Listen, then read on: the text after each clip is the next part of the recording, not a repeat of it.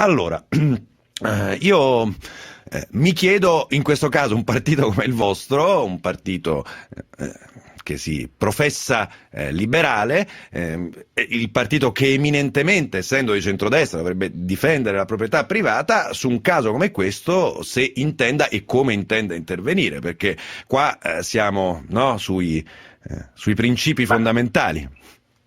lei mi attribuisce un ruolo che è superiore a quello che io ho. Io rispondo per quanto riguarda me stesso e così confesso anche di esserci stato anch'io nel campo di Fidenato.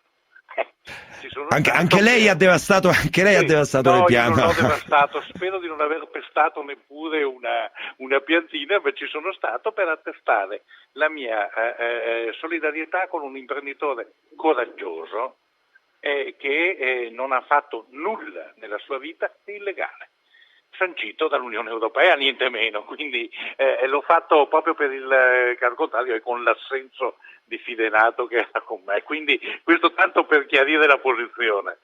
Ecco, perché sugli OGM c'è la fiera dell'ipocrisia, dopodiché uno può anche essere contrario, Quindi ma non... ce l'ha anche con De Girolamo per questo decreto lei? Ma certo che ce l'ho, ma certo, è la fiera dell'ipocrisia. Pensi che in Parlamento sedicenti scienziati hanno votato per una mozione che impedisce la ricerca in Italia sugli OGM.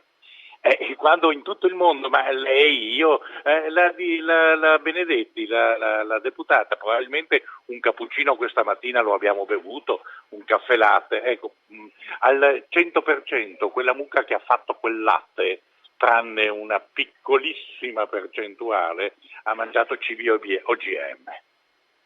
Quindi vede che è la fiera dell'ipocrisia, no, si studiano le cose.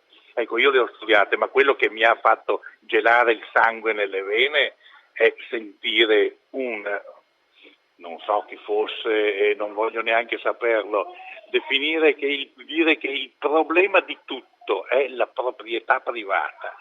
E un deputato del Parlamento, come poco fa ho sentito che trova che non ci sia neanche motivo di dissociarsi, anzi è quasi era là a quella stessa manifestazione, beh no, questo mi preoccupa per davvero, mi preoccupa enormemente.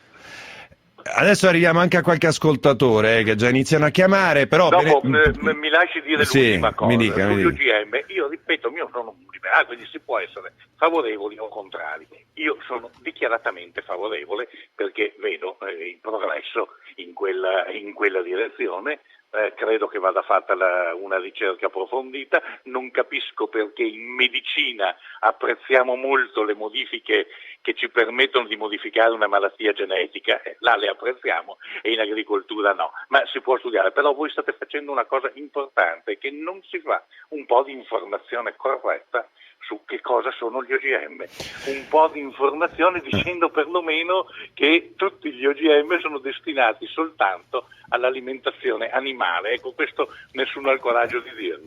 Allora,